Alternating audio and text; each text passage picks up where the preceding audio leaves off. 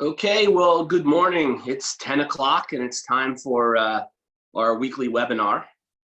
I hope that you're all doing great out there this morning, having a lot of energy. I'm in Cleveland, sitting in my home office and looking out the blue, sunny skies today. So hopefully we've got great weather everywhere in Howard Hanna land, and you are enjoying today. And getting the best out of that you can. Get a little exercise, get a little energy going, and thank you for everybody that's logging on and joining in and just waving and saying hello. So we'll get going here soon. We're going to give everybody a little bit of time to jump on and see what's happening today. So I want to start off with, however, a couple things just before we get into the questions. And I thank so many of you that have sent, thanks for liking my artwork behind there, Wendy. Yeah, I'm a big Beatles and Stones fan. But a couple things before we get started, and we'll try to answer as many questions. Over the last couple of days, we have asked. Last week, you were great. We had 265 questions that came in during the webinar. It was a little hard to keep pace with it all, especially since I need these cheaters and see from a distance. So what I asked is that you send questions in advance, and we're going to do that. We've got the questions that are here. We're going to try to break them up and answer as many of them as they can. If something does come up and you feel compelled that you need to throw out a question, it's okay. I'll try to get to it, but we really have a great organization of a bunch of questions that did come in. I was asked before this webinar and any, just as a public safety message, I guess you'd say, is that from Meredith Stevenson, head of HR, please, we'd like everybody to be reminded that if you should stay home if you're not feeling well, or if you have a family member who isn't feeling well, exhibiting symptoms of COVID-19. We've had some agents self-quarantine because of their spouses and other family members and have stayed home. And if you don't feel well, it's really important that you call your manager, let them know, just so we can take care of making sure everybody's taken care of and safe and practice. And please practice those social distancing habits. For those markets where the offices are still open and you're allowed to go in and out of them, if you could wipe things down, just not touch everything in the office and just respect everybody else in the Hanna family would be great. So we're going to get started. Some of you have already said that you liked the Jared James thing last night. I appreciate it. It was fun. It was a different venue, just sort of having like a happy hour and just chatting. If you haven't seen it, please feel free. And we're going to hopefully get as many of these webinars, communicate with all of you, answering questions.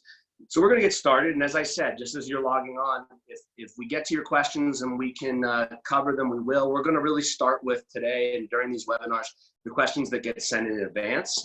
And if we do miss your question, we will follow up with you, myself or Kate Lesor or Jackie or somebody on the team, specifically with you if we don't cover it. So with that, I'm going to get started because I know you all have a busy day that you want to do lots of things. So Kate Lesor has helped me out. She took the questions that you sent in over the last couple of days, tried to put them in sections, so it's commonality as best we could look at, that then we can answer for you. So we're going to get started. All right, so the first group of questions we're going to look at came in on the market, sort of an overview of the market, what's happening out there. And I think it's important because, let's remember that Howard Hanna land stretches in so many different states. We have people from all different states that have different rules that are going on, whether it's in New York or whether it's in Ohio, Pennsylvania, Michigan, Virginia, the Carolinas, Indiana, Maryland. So I try to be general here. And one of the great ideas that somebody came in from last week saying, can we do these town halls that are more regional in perspective? Whether it's by the state with some of the different rules. We're going to try that in the coming weeks and see how we can do that. But let's try to answer the questions that are here. So some of the ones we put together from the market.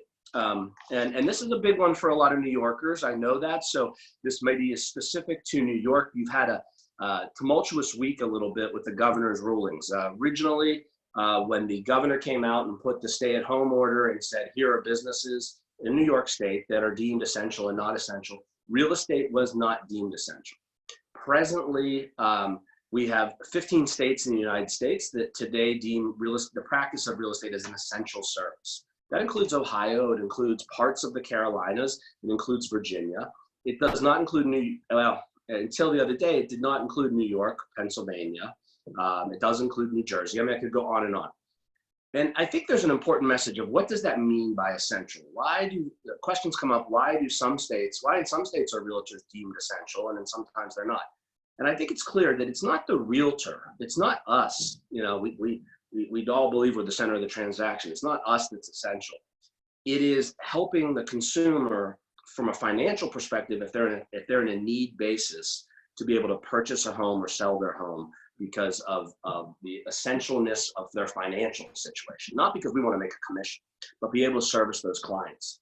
And I have numerous examples of that happening where we've had stories come in of somebody who's transferring from out of town for a job that needs to come in. They've sold a home somewhere else. They need to buy.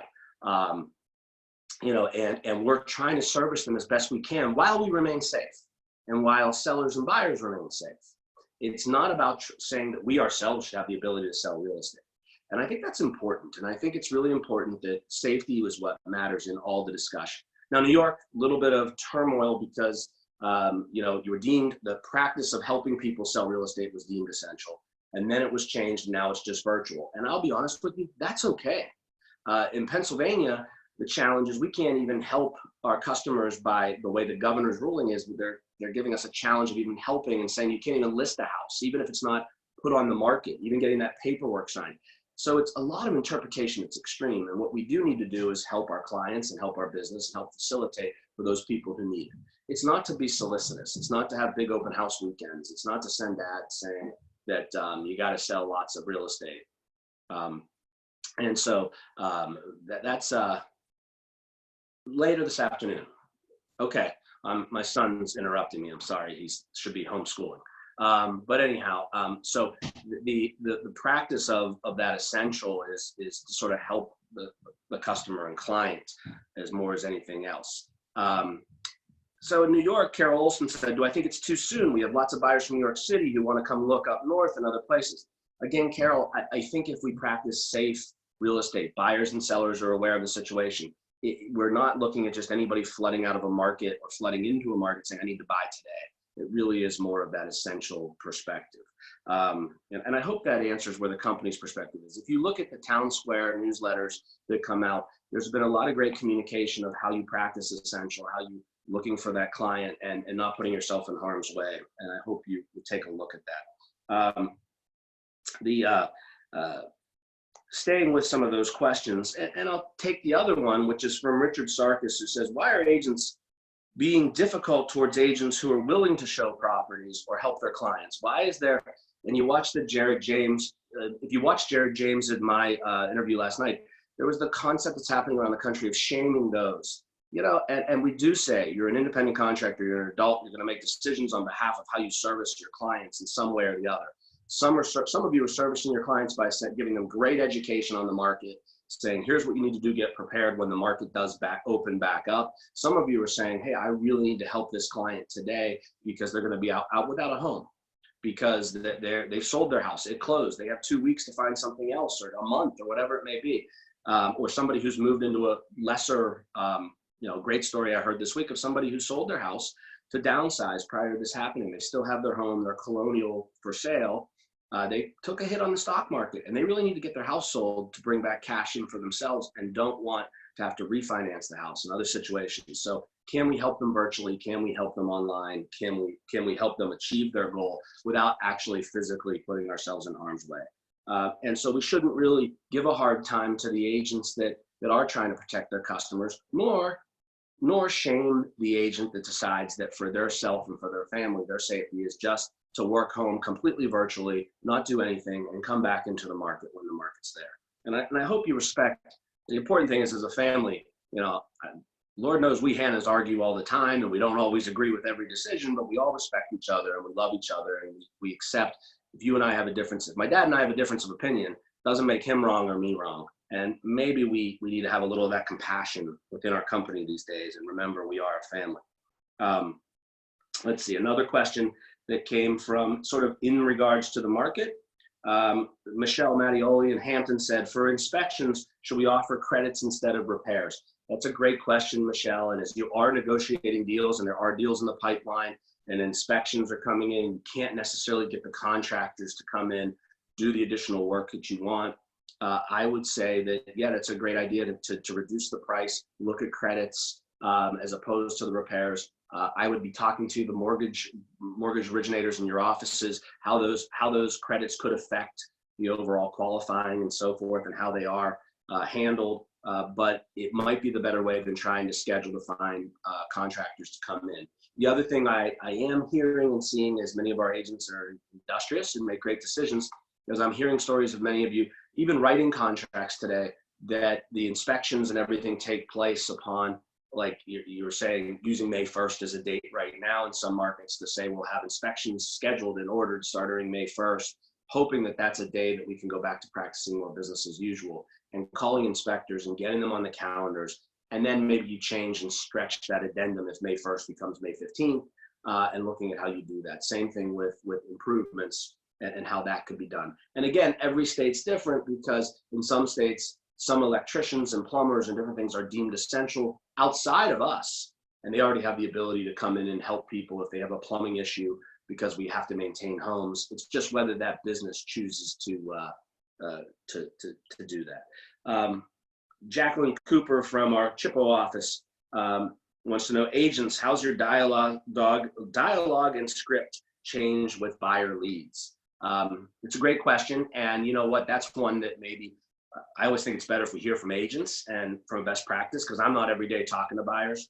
So maybe if anybody wants to just share some of their dialogue tips, you can put it in the Q&A. We'll bring it out and maybe have best dialogue and scripts on how you talk to buyers today, how you put them in a position to be safe, maybe get them pre-approved, maybe go through, maybe you're doing, a lot of agents doing more virtual showing. You're sitting online, going through houses with them, you know, talking to them on the phone while you're looking at howardhanna.com and they're looking at howardhanna.com, signing them up for Real Scout, letting them give you feedback. Love to hear some of your thoughts. We can take those and compile them. You just type them in, and some of the best practices there on how in the market you're changing that thought process. And hopefully that gets to that question.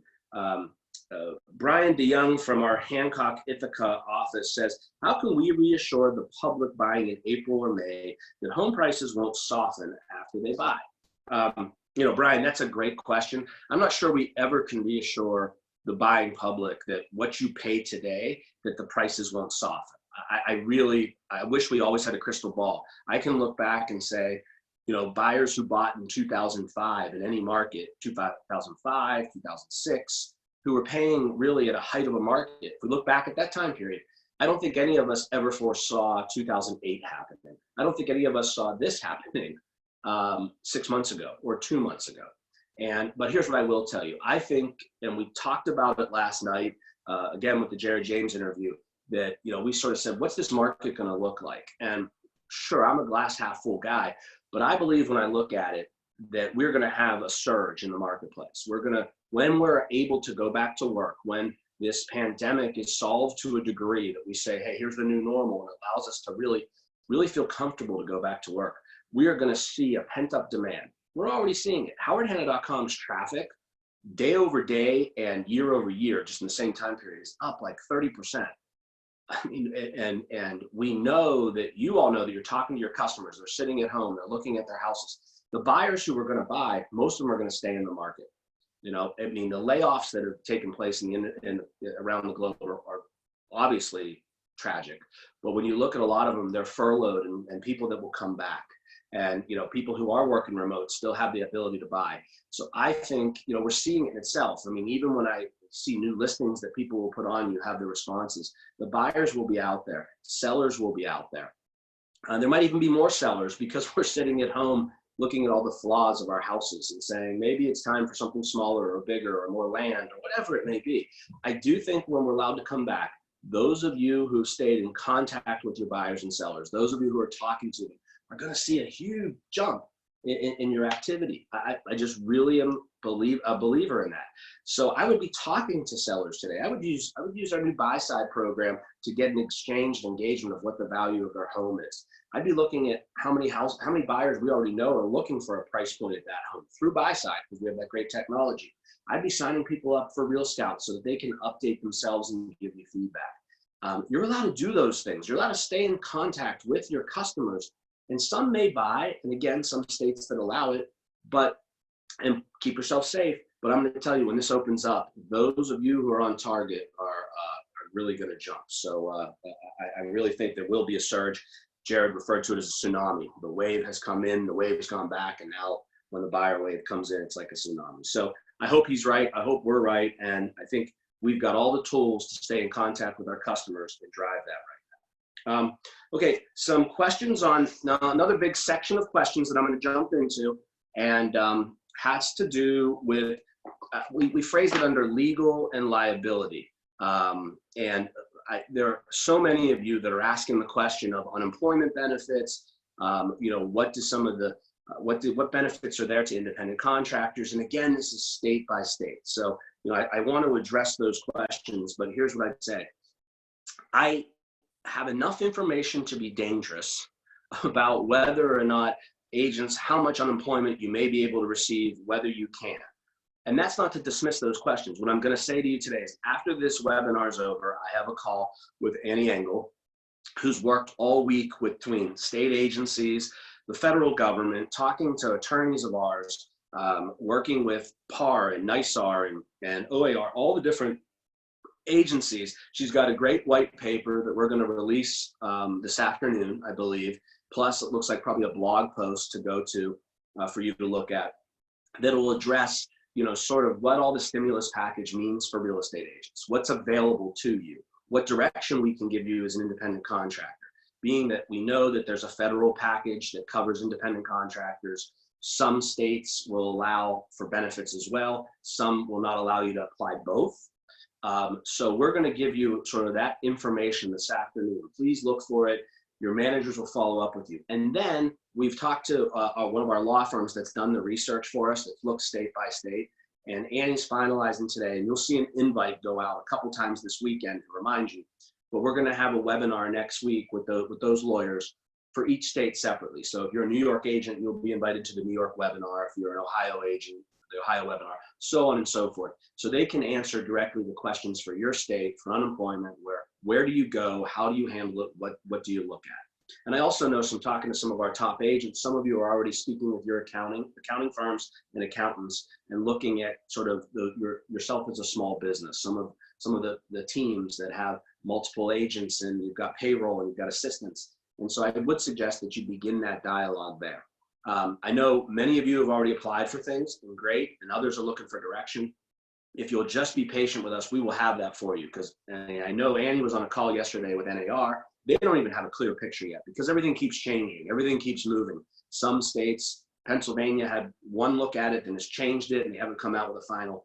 We're hoping by today we can give you as much direction. And then again, we hope that you'll take advantage of those webinars next week, which will also be recorded if you can't make it, so that you can go back and look out for yourself and look out for your family. So I hope that answers the question of unemployment, and how that's addressed and how you handle it. And for those of you who are looking to collect that and for that benefit, we want to give you that direction. And I know that question was asked a bunch of different times. Tom McDonald asked it in Mount Lebanon, Michelle Holbrook in Howland, and Janice and Anthony Sabatino, and Trish. I'm going down. I feel like I'm on that show. Like I see Johnny and Sally and Bill, but there's so many questions that came in here. And I know it's a concern to all of you and your families. We know that. That's why we've been spending so much time this week really diligently getting it. And we don't want to give you misinformation. And not to say that others are giving misinformation, but it really is a moving target. So please take advantage of those webinars and the information that will come out later today. And I hope that answers your questions, and know that we're concerned. So we look at that. There's a question that's really more of a specific Pennsylvania question that says, what exactly is, if anything, is Pennsylvania Association of Realtors doing in their communication with Governor Tom Wolf to explore whether real estate can be reevaluated. Looks like they're making that decision today. And I know that's a hot topic because people are like, well, why is somebody in some state essential and not? And again, to reference it, it goes back to Homeland Security. Actually, the federal mandate said that the practice of real estate helping people buy a home is deemed as essential during a crisis. We know that Pennsylvania, I can tell you, for the agents in Pennsylvania, because I know you sent me emails. Why did New York become essential? Why is Ohio? Why is Virginia? Why not us? We're working with all legislative bodies. I can tell you that this week, that ourselves and two of the largest companies on the east part of Pennsylvania got together to just have an appeal led again. I mean, Annie Engel's been working really hard on this stuff. So again, to try to craft an appeal to the state to say, what does essential really look like? What are we asking for? We're not asking for business as usual. We're asking to help those clients that need financially to do something. So there is that appeal there. I know PAR's doing some things. So I'm hoping that even with New Jersey having their set of rules, Ohio, New York, even now with the virtual, that maybe this morning we'll hear some good news that will allow us to have a little more clarity in that conversation. So keep posted and we'll let you know, but do know that we are trying to work with the legislative bodies and understand how we can support you. Let's see, in sort of jumping to staying with so that sort of covered some of the legal liability questions, and I can always come back to them, but then it sort of went into showings, inspections, virtual real estate open houses. You're seeing that there's a theme around a lot of this. One happens to go with inspections.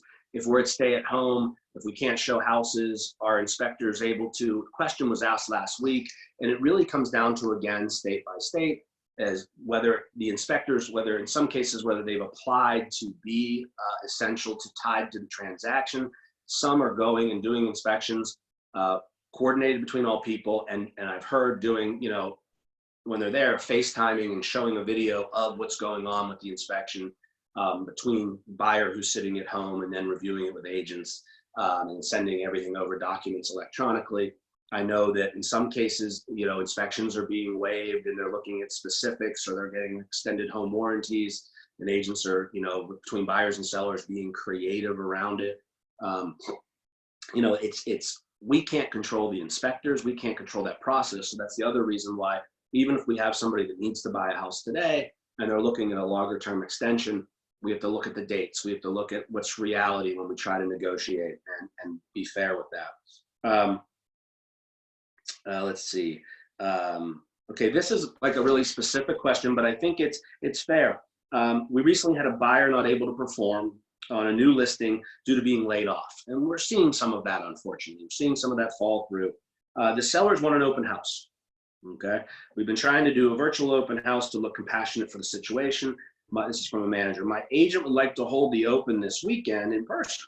How do you feel about honoring the seller's wishes and providing extra precautions like hand sanitizer, allowing one group to enter the home at a time, and advertising appropriately? And it comes from one office. Now, that's a tough one, because I'm a big believer that we've said it, we shouldn't be doing open houses because we don't know who's coming in.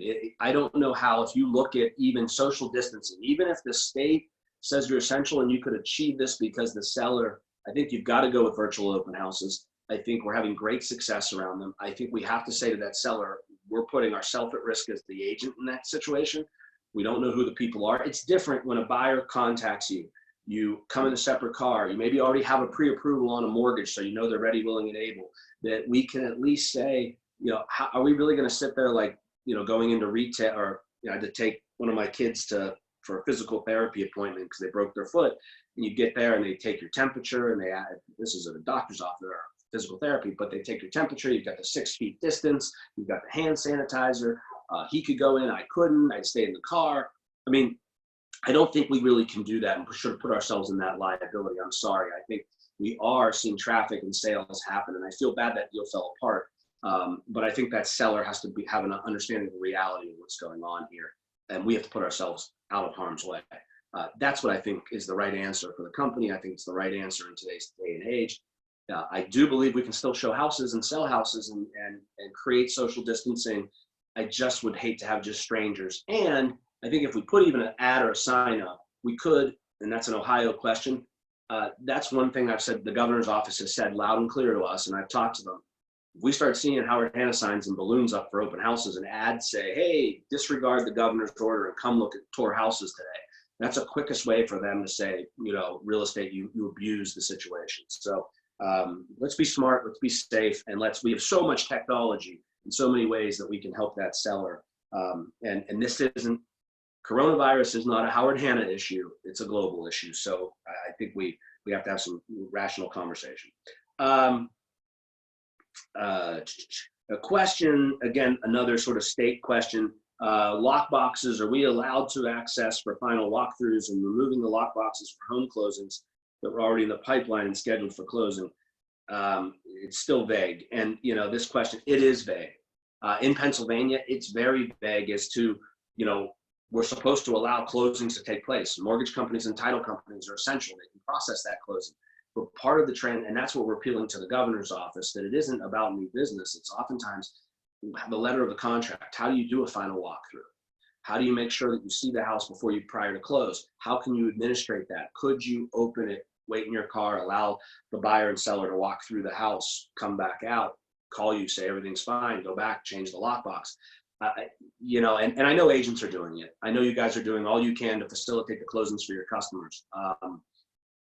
But I wish we could get clearer. We're trying to with the state of Pennsylvania, every state. And oftentimes what happens is, you know, we think it's clear and then we're contradicted by a local board. We're contradicted by another competitor that doesn't, for some reason, want you to close that deal, I guess. And that goes back to, let's not hit the shaming. Let's not hit the those issues. All right. Let's see. Again, that's sort of another question coming out of Pennsylvania. How do you handle the pre-settlement walkthroughs? And it's tough. And what I will tell you is we will try to give you a little more direction because it comes up a couple times, and we'll get there to do that. Okay. Again, another question. New listings. If a home's vacant, can we access for photos, access for creating out personal video tour? Will signage teams still be installing signs?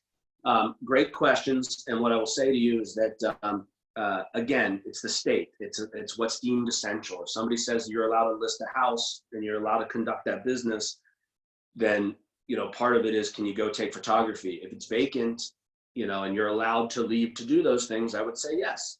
If it's a state where you're not, you know, and you're supposed to do virtual, I think that's where we work with a seller. We ask the seller to take some photos. But we mentioned last week a new technology where we, I think, are starting testing it today with a handful of agents that will allow us to send a link to a seller where they can take some photography, give it back to us, load it on the website to allow for that virtualness, so you don't have to leave the house or be in somebody's home. And I'm hoping we test it over this week and then can roll it out in by the back half of this week to help you with that tool. So, you know, I know these are, I'm giving maybe vague answers. You're looking for me to either say, yes, you can do it, or no, you can't. I think, again, it goes to safety and it goes to how you feel you want to conduct your business and looking at each state, which is a challenge. I'm just looking, I'm getting some texts, just making sure I'm not missing anything here that, okay. All right. Let's see. So, you know, the other thing is virtual real estate options. Mary Eve Kern sent a great question. I could have put it in marketing, came outside of things.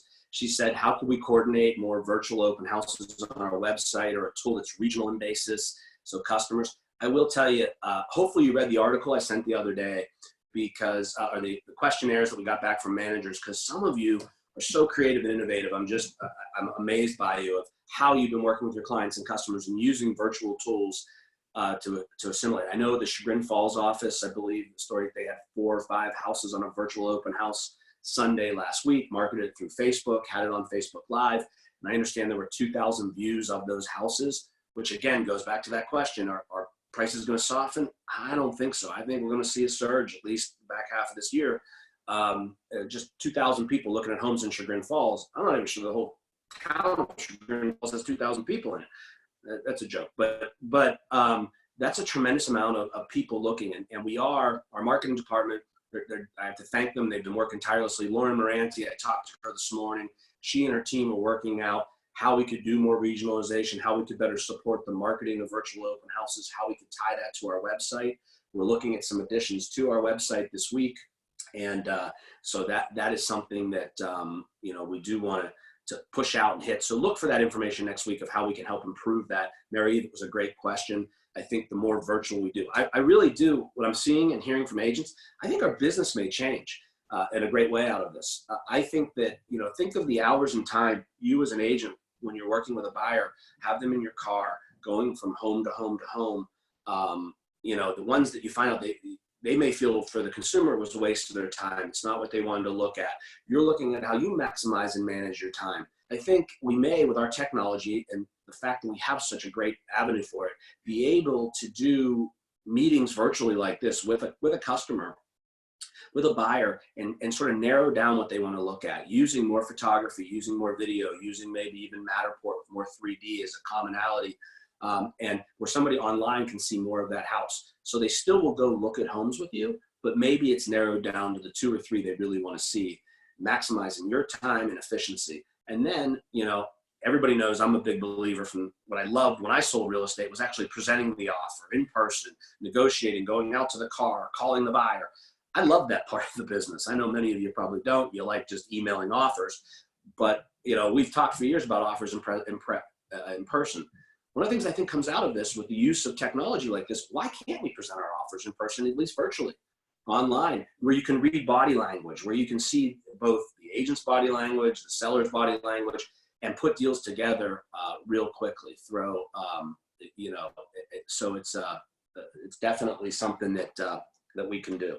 The other thing with virtual open houses that I think is important to remember is we have a tool, and I mentioned this to the reporter from NBC.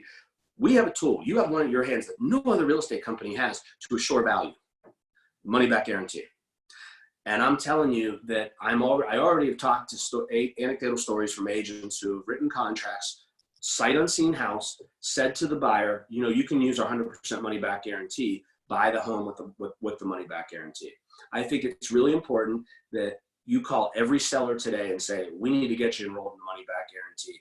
I think we as a company are going to start pushing that we are the company that if your fear of prices, your fear of the market, all around this coronavirus being heightened, you buy a home with Howard Hanna from a Howard Hanna agent, and if you're not happy in the first year that you're there, we'll buy it back from you, not for a discount, not like an iBuyer. We buy it back from you for 100% of what you paid for. You paid $300 and closed in May of 2020.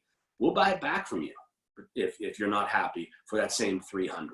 And I think we're going to next week be talking about some more training around it. Helen, my aunt's running, she's got a committee of some managers and agents. They're going to say, how could we creatively look at the program differently? Some of you sent great ideas. How do we alter it right now? How do we remarket it? How do we support it? So look forward to that. But I would say one great thing you could do today, one big win you could have, is call every seller that you have that's still active and say, let's extend the contract so you can cover and get the 100% money back guarantee. And then we start promoting it, make sure all of our inventory is protected in that sense. So, and that'll help hold value. That'll help create that virtual showings, create some great activity. All right, so jump into another section, which is called Howard Hanna Internal Policies and Corona. So try to look at that. The first question is, that says, return to work. Is it safe for us, our clients? People will be apprehensive. It will affect our business. But with this uplift of stay at home for realtors, will it make us ineligible for unemployment? Okay, I'll go back. Your essential does what we understand, and that's why you got to watch the webinars next week and get Annie's white paper. What we are being informed is that essential doesn't have anything to do with whether or not you're eligible for the federal stimulus package. We don't have we don't have to lay you off as a real estate agent because you're an independent contractor for you to be eligible for some of the benefits that are out there. So please watch those videos. That shouldn't affect you if you're just focused on the unemployment aspect of it. On the other side is that will it affect our business? Is it safe? Should we be apprehensive? Yeah, I think we get in our focus of real estate, right? And I talk to people in all other industries. Everybody's looking at the same thing. Everybody's a little apprehensive right now. The food worker who still is working at a restaurant, helping out and doing to-go orders is apprehensive. My good friend who's a lawyer is apprehensive, looking at the moving court dockets and what if they bring back those dates, and he has depositions and other things, and is a small room. He's apprehensive of how business changes and how things come, even when it says, hey, we're flattening the curve and we can go back out into the market. And I do think when we go back out, it'll be like the reverse is how we went in, slowly, like little things that will happen. And maybe the offices will be back open, but it'll be like only 25% of people can be in the office at any time. Maybe we can go show houses and feel comfortable on an individual basis, but maybe the government will say, hey, still, we don't want you doing open houses until we feel more comfortable, because it's just sort of strangers and bringing out sometimes masses of people. Everybody's going to be apprehensive when it goes in. Buyers and sellers. There are some people, we all know, friends I have, who are more nervous about how this whole thing ends than others. So we have to be compassionate around that. But I do think people are going to buy and sell real estate. They already are during this time period. Give you an example. Most of this has happened since the end of March. Our sales are down. They're down 15% collectively over the last 2 weeks of March last year. And I'm not happy about that, because I like sales being up. But when I look at that indicator, I stop and say, wait a minute, that means people are still buying homes. That's not closings. That's people still buying homes in light of this, that they themselves aren't apprehensive. I heard a story from a New York agent who, with all the confusion, said to me last night, they had two doctors, husband and wife, who had an appointment to look at homes in their market area for $600,000, and they wanted to look at 3 specific homes this afternoon. And they are physicians. They know more about what's happening in the front lines of this coronavirus than anybody else. But they, for some reason, don't have an apprehension to how this works. And the seller saying, I'm fine with them coming in. Life's going to change, but I do believe we're set up internally to be able to handle that. Another question, since we'll probably not be having the big open house event in April, no, we will not be. When has this been rescheduled for? And I said this last week. People have asked the question, and the one thing you should know, and that's a great question, that came from Cynthia Champer in Toledo. And Cynthia, a lot of markets you're new to Howard Hanna. The one thing I can tell you is that we are chomping at the bit, our marketing team, our sales team, that when we're allowed to go back to business as usual, taking the focus of what we have at our big open house weekends, other things to help you promote your business and your clients, we will put that in place, and we will be as aggressive as we can with it. And maybe look for next week. Marketing's looking, could we do a big virtual open house event that at least drives traffic to our website for those consumers wanting to still service some of those folks that are sellers who are saying, hey, I really need my house sold. But take what was traditional and make it a little unique. So watch for that. Question out of Avon. Allison Caputo said, we'll be getting letters stating that we're essential to carry with us in the event there's more stricter stay-at-home policies in the coming days. It's a great question. We talk to the legislative bodies regularly. We have not been told that we need to have an official letter or be given one to give out to agents to keep in your car, so to say you're essential if you were pulled over. I will tell you, Allison, if that time comes and things get stricter and you need to have a letter, our legal team is looking into that, and we'll provide that for you if it's there for any market, if that comes about. How long will these webinars continue? As long as you keep enjoying them. We might change them up over the coming weeks. We might stay with this town hall if you think it's good and effective and you need it. We were talking about bringing maybe a panel in maybe next week or in weeks to come, panels of some agents so that you can hear a front line of how they're handling some things, some agents rather than just me or leadership, getting some other folks in line. And we know these webinars are working and people like them. I'm going to put a little plug. You'll find out this afternoon. We're adding a new series of webinars that's called Motivational Monday. And you'll get some marketing for it. It's going to start this Monday. And we've asked Christian Klug, who is in the Capital Region in New York, who, if you've ever watched any of Christian's videos or met him, he's got more energy than anybody I know. And Melissa Crockett-Willis, who the sky is always blue and the birds are chirping, if you know Melissa. Between the two of them, try to just, if you need a little, shot in the arm coming out Monday morning, some ideas of how you can stay in contact with clients and customers and just be a leader in the market and touch base with them. Look forward to that. There'll be a new series of webinars. And obviously, hopefully you go into Kate's webinars. And I will say one of the new norms out of this is that we will probably be doing a lot of webinars going forward. We're finding out that you, the agents, really love this as much, if not more, based upon attendance than just classroom style. We'll still bring some of that back, but we'll still use this new technology to help connect with everybody in their home and in their offices and bring our message. Is there, Susan Hughes asked the question from Pittsburgh in New York, is there anything Howard Hanna can do as a company to help hospital workers during this pandemic? Susan, that's a great question, and it prompts me for what I wanted to sort of bring to everybody's attention today.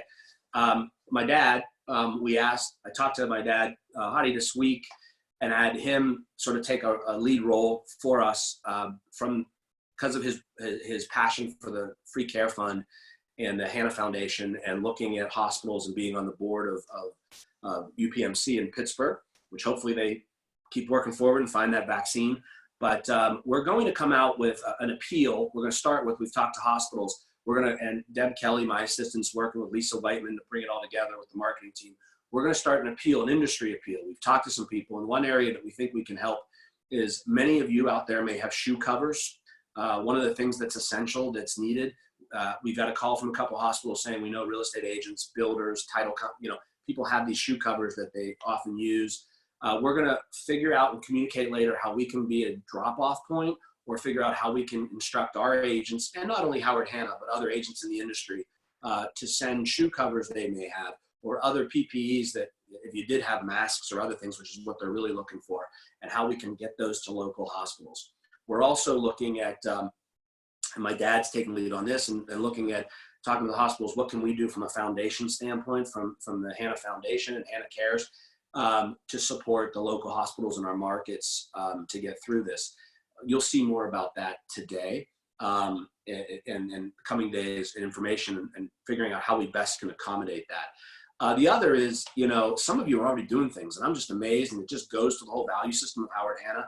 I got an email this morning, the Mount Lebanon office. I probably don't have it right because I scanned it as I was getting ready for this, but Bill Russo sent an email that it looks like the Mount Lebanon office sent food over to one of the local hospitals, called them first and figured out how they could get some food donations for the workers who were working long times and days, and ordered it and had it delivered, from what I understand. And, we'll share that story. I'm sure it'll be in the next newsletter on Tuesday, because it just is an active Green Penguin service. I know individual agents, some of you have been doing things. I've heard people working at the food banks and volunteering their time and putting themselves there and to help out. I've heard of other agents and offices helping first responders. I think this community at Howard Hanna is doing a lot individually, by office, collectively, and now we're trying to figure out how we can do something on an impact everywhere. So stay tuned and you'll see what we think we can do. We're also trying to address to make sure it has the most impact. We didn't jump out and say, hey, everybody send your shoe covers in on Monday, because we wanted to talk to the hospitals and say, was there value for that? How do we get it to you so it's not touching a lot of hands? So give us time to get the logistics and the plan in that. But Susan, thanks for asking that question, because it just does show your heart and shows that the value cares. Bonnie Vaccaro asks, how are you and all the Hannas doing through all of this? We're great. We're working longer hours, communicating with each other, to hopefully make the right decisions for the company globally, put it where we can be.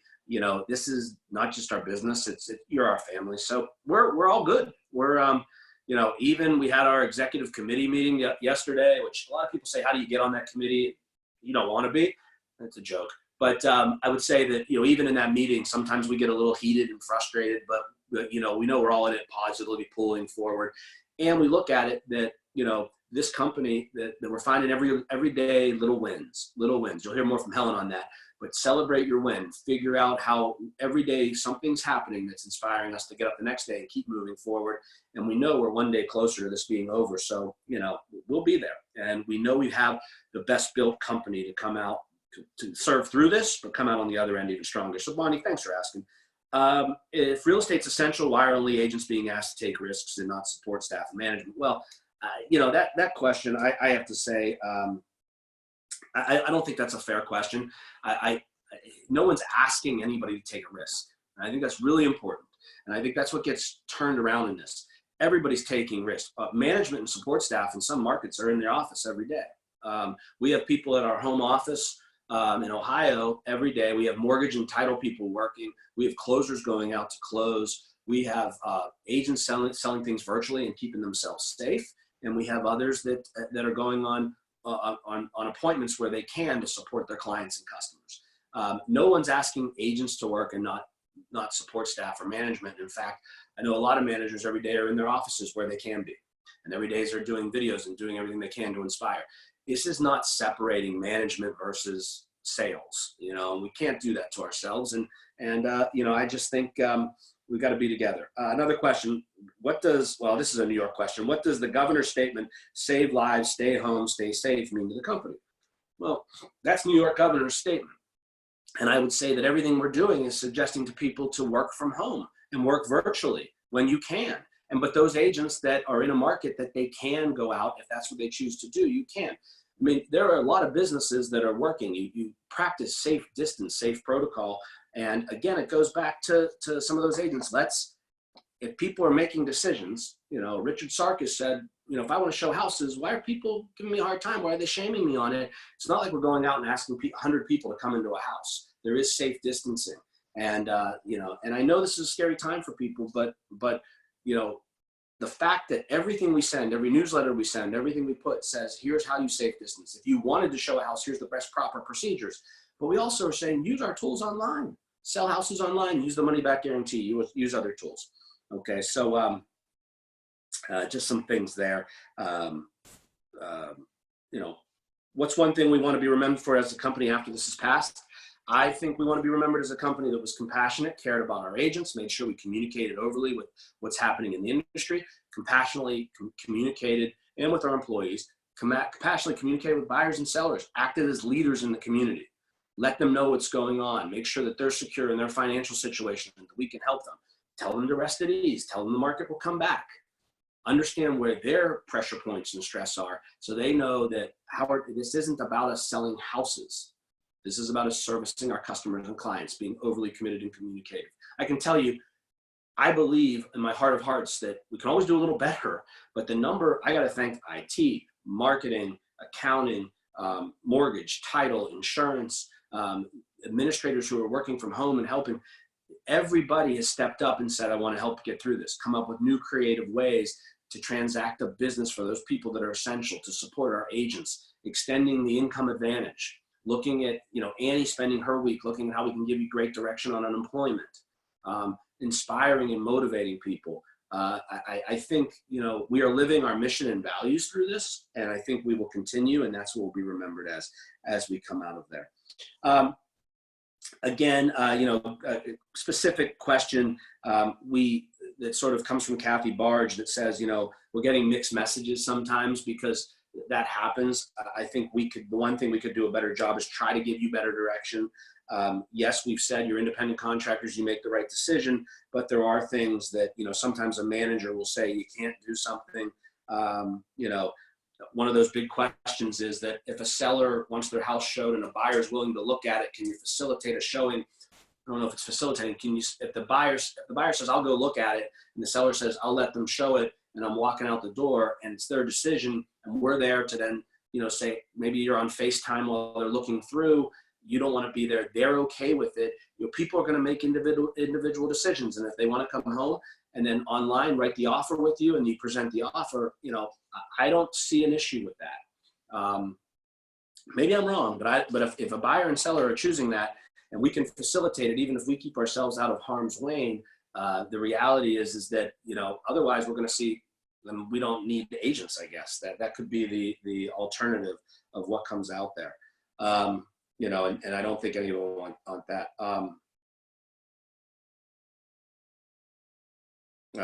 Okay, let's see. Well, I was just looking, Mark Lestitian sent me something that said, I don't want to be the quote of the day. No, I don't, whatever that means, Mark, but I don't, but you can update me on that one. Let's see, some other great questions that are here. Let's see.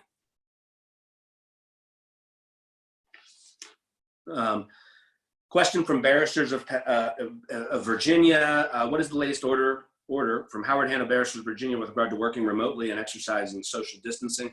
And that came from a Deborah Dietz. Deborah, thanks for asking. We'll make sure that it's clear to you. I know Virginia just, I believe yesterday, went to the state of Virginia, changed a couple days ago. So now we're working remotely. We've gone to that procedure. I know barristers across the board, you know, because title is different and is essential. We're going to more social distancing setup to support the closings that are out there.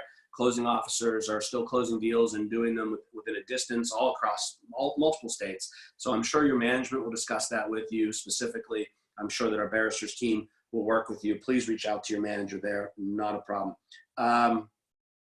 Let's see. Okay. Marketing. Some stuff I like and energized with. So let me talk about marketing for a little bit. Here's a great concept from Tiffany Jolly in Williamsburg. As we switch to a more virtual and digital marketing, would there be consideration to adding digital magazine platform to GoHanna? And there's a lot of other information there. Yes, we definitely are looking at a lot of that, Tiffany. We already have some digital magazines within Howard Hanna. Hanna presentations can be done. You can do your own digital magazine if you wanted to promote your properties using Hanna presentations, and we're going to do some more training around that. But we are looking at that as a company. We've already done that with our luxury pieces and some other one-off pieces. We've done it on a buyer guide and a seller guide. I think we'll talk with marketing in our meeting next week. It's another great idea of how we can do more of that, how we can do more digital marketing, digital magazines that you can send to your clients and customers. So thanks for sharing that one. Mary Eve Kearns, another marketing question. When we post information on a home on Facebook, we usually tag our office. Would it be possible to have regional sites and tag that page along with the Howard Hanna corporate page? Mary Eve, I love your ideas and trying to look more regionally as opposed to office so that you're crossing over. They're all great ideas. I'll turn around and talk to the digital marketing team and get back with a recommendation, and see if we have that landing page. It is a great idea. And thank you for throwing that out there. Appreciate it. Another marketing idea, which is an agent just spent days boxing up manila files to save for 7 years. Going forward, what's the best way to save digitally? And it's Tim Farron in Canton. And Tim, it's a great question. We're looking at that right now as across the board and understanding each state, what you have to have in terms of a hard copy, what they'll allow to keep digital, how we move more of our systems. It'll be one of those other things that come out of this is how do we, how we really get to a paperless market time. So, right now we know if you didn't take files out of your office, you have to go back to the office, or you can't go back. We know we're definitely looking at that, and we'll give you more of an answer. Serene McGrath, how the rest of the Hanna family doing? They're great. Like I said, Serene, thank you again for asking, and thank you for, she wished my daughter Sophia a happy birthday, who turned 18 yesterday, and so we had a great birthday party, but thank you. And again, Mia from our Newcastle office. Mia, the family's doing great. I appreciate all that reach out to ask about the family. We're all good. We're just hoping all of you are healthy, happy, safe, and so forth. So, hopefully you're all there as well. I'm just trying to look at some additional questions that have come in that I might be missing because I'm sitting here in the distance trying to read. So let me Kate was kind enough to send some. So here's some ones. Okay, point of sale inspections. Many communities are no longer inspecting interiors, but are not clear about clearing homes to sell if they will come back after a sale and require inspection. Can legal weigh in on solution? Yeah, great question. For those municipalities that have point of sale inspections, we're beginning to talk to them, get a clearer picture, because some are already waiving them. Some are saying we're not putting our inspectors out there, even where the transactions deemed essential. I'll talk to John Deegan this afternoon. We'll get a list of those point of sale communities and see if we can give some clarity and understand from the legal office what to expect there. So let's see. What is your opinion on the SBA loan options, and do you have advice for small franchise offices if Howard Hanna offers forgiveness to Okay, so on the SBA loans, yeah, I think that you should look into them. Your accountant should look into them. I know that Helen was leading a meeting with franchise owners. I'm not sure if it's today or next week, or maybe already happened, to sort of give as much detail as we can from our legal sources as how you qualify for SBA, what your size, scope is, how that can help you with everything that's coming on board. And so I know that she'll follow up with that.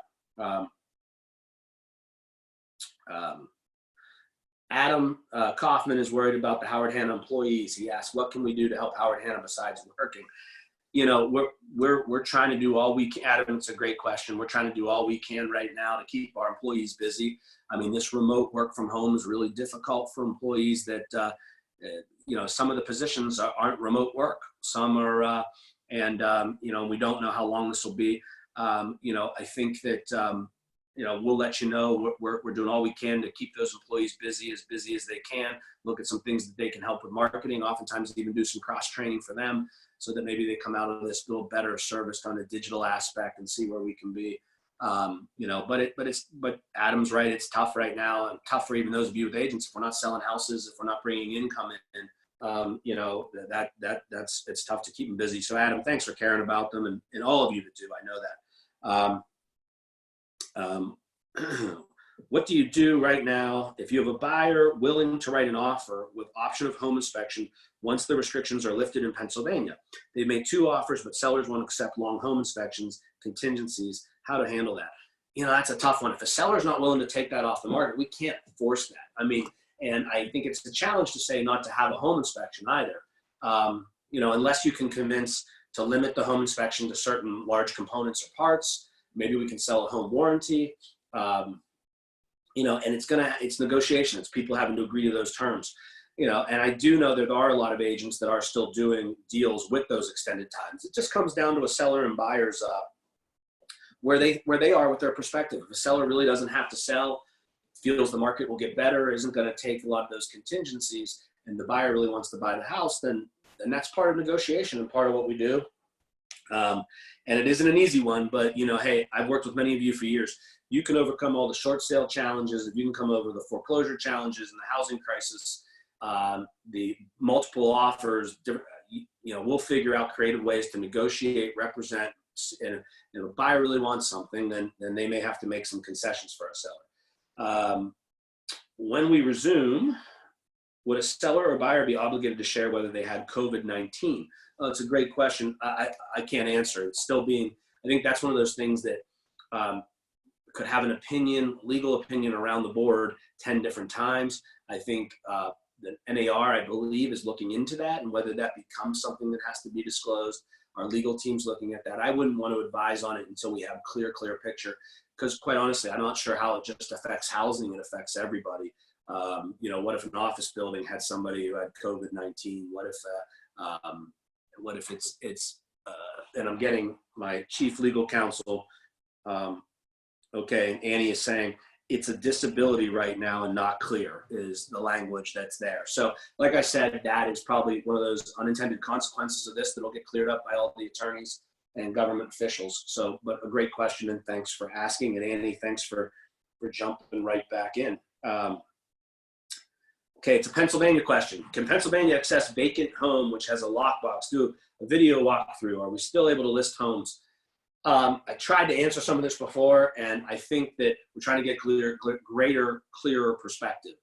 Challenge with Pennsylvania is that in a lot of states, when a governor, like Governor Wolf said, okay, real estate is an unessential practice, and then what's happened is that's a very broad-based statement, and then we have associations and boards then saying what is included in that. For Pennsylvania to say you can't list houses, I know there were 338 listings in West Penn Model List yesterday or this week. So people are still listing new houses. So it wasn't that the governor said you can't list houses, as I understand, or a mandate. It was actually a board of realtors saying you can't list houses, or a company saying we're not going to let our agents list houses. I still think with all the technology we have with safe social distancing, you can list a house. You know your markets. The seller can send you pictures of the house. You don't have to walk across the threshold. They can be giving you data and information. You could be going through market analysis that you have as access from the model list, even using our buy-side technology to see what different ABMs think the home's value is. They can send you pictures, even a few pictures. You could list a house and not even put it in the MLS. You could list it and say it's effective today, but we won't market it and go public until this time is lifted, which would give us one of the greatest coming soon inventories ever. So I think, the listing challenge is a question. The pictures going into a vacant home, I sort of answered before. It's vague and it's unclear, and it's how you put yourself in safety or not. And, and I think you have to do what's right for you and your family in that sense. Question is, how are the agents who have COVID-19 doing? Because we have had a couple out there.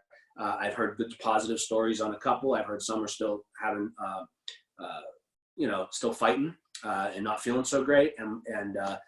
But knock on wood, it's all positive that I hear. I know one of our agents' husbands came home from the hospital yesterday. So we're hearing all good stuff and people recovering, and let's keep all our prayers out there for those folks that we know of, and then maybe we don't. Do I know if the mortgage industry will extend the customary 60-day lock from application? We sit on these calls and talk a lot about real estate sales and talk about showing houses and whether we can or whether we can't. Your brothers and sisters at Howard Hanna Mortgage and the mortgage industry, boy, you want to talk about people who are working, they're hustling, and it's not about writing loans. They're hustling every day. Joe Lindow, Kevin Laird, Duffy, sales team, they're looking at a lot of changes happening in the mortgage business that are going on behind the scenes that nobody sees. They're under a lot of pressure themselves, whether they can lock rates, where rates are, different government lenders raising FICO scores of what qualifies. Even concerns, I was talking to Duffy yesterday, and even with this forgiveness on mortgages, it's really important that if a customer says, hey, I closed on a house, should I make my mortgage payment? We've got to say to them, you got to make your first mortgage payment, then work it out with the bank. Just government saying you're going to get forbearance on mortgage payment, that's not it. You got to work some things through with the bank, make sure it's in your best interest. But we have to say to people, until you have something clear, you should make your mortgage payments, especially that first mortgage payment, because that could really, if customers don't, that could really cause a huge damage to the mortgage industry, which we all know we need to close deals. And so a lot of work being done behind the scenes to make sure that when this is lifted and we come out, that rates are low and solid and don't jump, but there's still great mortgage product around there, that there hasn't been some legislative issues that hurt the secondary market, hurt lenders, hurt the ability to obtain good mortgage products. So please, I can't really say if it's 60-day lock, but we are, we will talk to your loan officers, because that's a moving target every day. If we choose to not interacting with buyers or sellers, what is to prevent from other agents working with those customers? And I watered that down because, again, I'm here to be positive. I'm sorry. I don't think we need to throw names at other people who are choosing to work in the business. Nothing prevents us from losing a customer. Nothing prevents us from the customer, choosing to leave us, work with another agent because they say they'll work with them, say they'll work virtually. I know we have a lot of agents, you're afraid and you're saying, I'm not doing anything with anybody. But the other question is, are you better, if that customer really wants to buy today, and they need to buy today, they'll find an agent. Are we better to say, hey, I know my choice is not to do anything, but I do know an agent in my office who I trust and respect the way they do business. Would I be better off to refer that business to somebody who's willing to do that rather than lose it? The other thing is, are we signing contracts in advance? And I'm a believer in this. Are we signing contracts in advance?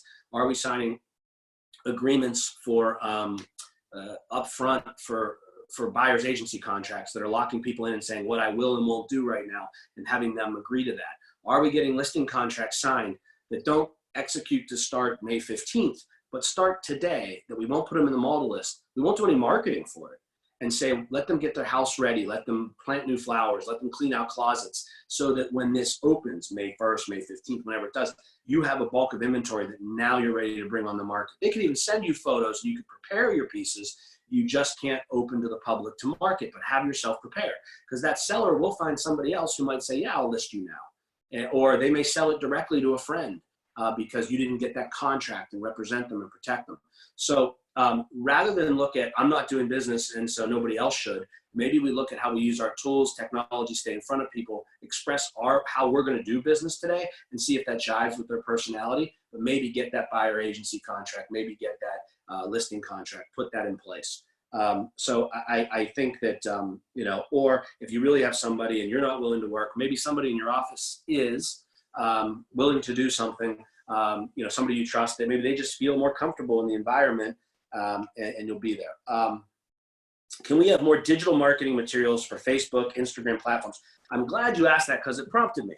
So when this ends, you're going to get this document. You may already get it right now, but we worked, listening from last week, we worked with the marketing department, and you can't see it, but what they did was a great job of creating, there's about 20 pages here of new shareable marketing assets to keep in touch with clients. They also, out of respect of people saying, hey, we need something maybe softer, and keeping what we already have. So they've done a great job of putting things from everything from keeping move faster and saying how digitally we can help you move faster, to our virtual offices are open, to a whole series of product around home. What is home?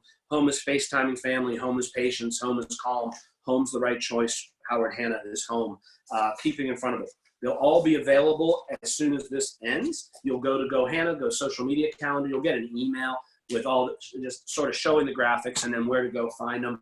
And that all comes from a great marketing team putting a lot of work in this week. And I will shout out to the Allen Tate marketing team, because our two groups are working together down in the Carolinas and up north, so that taking best practices and putting that out there for you. So you will see there soon. And it's all shareable on Facebook, Instagram, wherever you want it. Can we get short sale training? That's a great question. I haven't even thought of it. So yeah, we'll look into if we're seeing more short sales come about, we can bring back some training on how you would address that. So we will definitely look into that. Do I know if grace time will be given for continuing education and license renewal? That's another great question. And another chart that is coming out is our education team. Jackie Casera is supposed to have that to me today to share with everybody by state, because we've collected from each state what their grace periods are, what they're doing. Each state's different, and we will get that out through our education department later today, so you have all that data, or at least as the data exists today, knowing that everybody's bogged down. I know, and this is, one of my pet peeves is that I know I got a license renewal for my Pennsylvania license via email like 3 days ago, and was sort of like shocked that with everything going on, that PAR would think that I'd want to renew my real estate not my license, but my dues to PAR. And there's some questions of that some of you have been asking that are, and it all varies in markets, because we have different support fee technology fees in different markets. And so some of you asking, is Howard Hanna going to waive some fees, reduce some fees? We're looking at all that, but here's my general feeling. What we ask agents to participate in terms of that fee structure are for tools that you're hopefully using today to stay in touch with your clients. Everything from buy side to Real Scout, to open to close, to the website, to leads, that although you might not be out selling and buying, these are programs that you can stay in contact that allow you to be working digitally. We are looking at that, but I, in my heart of hearts, feel I'd really like to see the state associations and the modalists reduce fees, get you your fees back, not be fining people for getting a listing into where they are essential, getting a listing in late because you're working from home. We pay a lot of dues and subscriptions to other agencies, and they don't seem to be paying back. But then I have occasional people saying, why doesn't Howard Hanna waive my fee of whatever per month or per transaction? We'll look at that, gang. We'll look at where we are. But right now, we're closing deals, writing deals, and more importantly, keeping in touch with customers. And none of our vendors that go into that technology stack are reducing their fees. And so hopefully you're using them more, and you're looking how you maximize your fee, because what you're paying is equates to about a 20% participation for what the real cost is. So, and we're not getting that reduction of cost, and they're all things to help you stay in contact with your customers that others don't have. Let's see. So I hope that answers that, but I also think we should be looking at our modalist boards and real estate boards and others and saying, what are they doing about fees that we're paying? Because I'm not really sure what we get from that, on a day-to-day basis. Are realtors able to change title companies? The title company we're presently using does not have gap insurance, and we're getting close to closing. I would think yes, I would think you are. I think you should remember that barristers in all markets does have gap insurance. I don't know which title companies don't, but that would be a big concern for me. And I would say to please, for a clearer picture, we'll get a complete answer.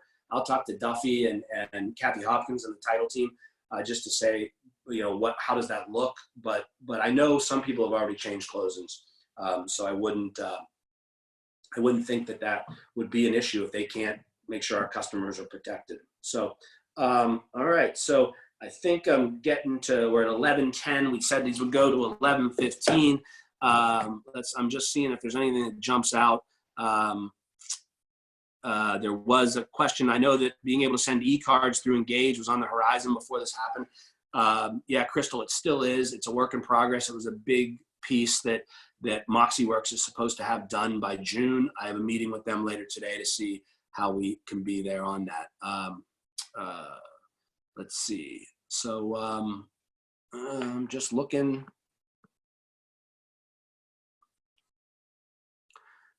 Question, can we have the website people make the virtual tour button more noticeable?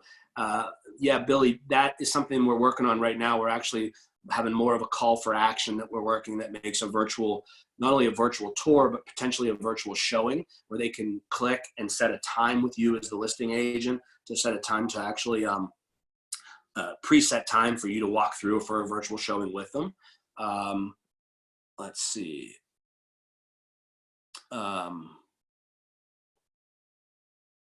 There's some questions around money back guarantee, which we'll get to. Is there a way we could offer 100% money back guarantee to houses listed by other brokers? Not right now. We're looking at that. That's always been our policy, that it's unique to Howard Hanna and that other broker doesn't participate in the risk. And then there was another of, I thought we already have a listing in place. I thought we cannot add a money back guarantee after the fact. You've been able to add a money back guarantee after the fact if you extend the listing contract to meet the times. So if you had something, so you could just extend the dates and you could add the money back guarantee. And so that's why I say feel free to call and let people know. Let's see, sort of Michigan, there's a question about Essential, the lobby there. We're working with them as well in Michigan to see what we can do. You know, it's different states, different areas. So hopefully we're getting that. Let's see. The question, let's see, some people are answering some of these questions. Kim Kramer asked about Matterport. Yeah, we have been talking to Matterport, Kim, and looking at some things. I think we will have more of some form of relationship with them outside of this. I think Kate Lasore would like to answer that Matterport question. So Kate, if you're there, you want to jump on, go ahead. No, I'm sorry, Hoby. I was just putting it down so that we knew that it was answered. It's all you. Thank you. Okay. Can we look at Zoom as an integration in Real Scout or Engage? I do think prospecting would be great to have an integration relationship. Yeah, we are, and we're working with all those technology providers to see how a lot of this connects more, makes it clear. And this has been great because so many of you who maybe weren't using our tools in the past are now, and sending into the virtual suggestion box and reaching out to me and regionals. You're coming up with some great ideas that we're taking back to those partners and seeing how we can get them in place. They're won't be all done automatically. Let's see.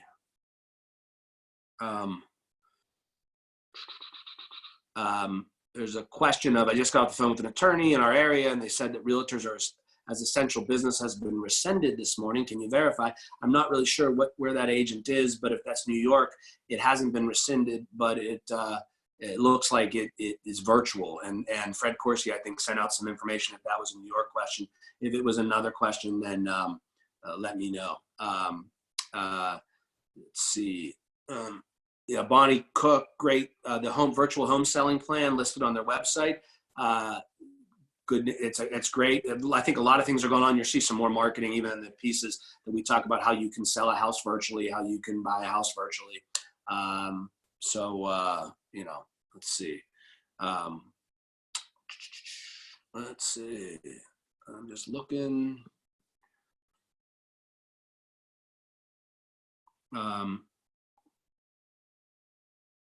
Yeah. We know Zoom's being hacked, and and I heard my kids were telling me about that last night because I think they all started virtual school, so they're trying to figure out how they hack each other's classes. So we are looking at the safety of that, and so that's where we'll be. So I know I probably didn't get every question answered, but I just appreciate the questions that those of you asked. I hope I hope that we're answering them for you. I hope you realize that, we're trying to support everybody, our customers, you, our agents, our employees in this challenging time, and that know we're here. Hopefully we'll continue. We know we'll continue these series of webinars. We'll get together. Hopefully you see value in this and having a chance to ask questions. And, please, you can still send questions our way. We'll keep live that question and answer that you could put in over the last couple of days for future webinars. And if you ever have anything that I can help you with, you have a question for me, hopefully you all have my email address. It's pretty simple. It's Hoby@howardhanna.com. And if you have a specific question that didn't get answered that I can answer for you, we'll get it out to you. So thanks for being Green Penguins. Thanks for remaining so positive. And remember, be leaders in your community, be leaders with your agents, with your managers, with your customers, with everybody involved in the Hanna family. And best of luck to you in this weekend. Stay healthy, spend some time with your family. I know you're trapped with some of them, but spend some quality time with them, and know that we're here and we've got your back. So thanks very much. And I'm going to sign off, and we will talk to you all soon. Love you all. Stay safe.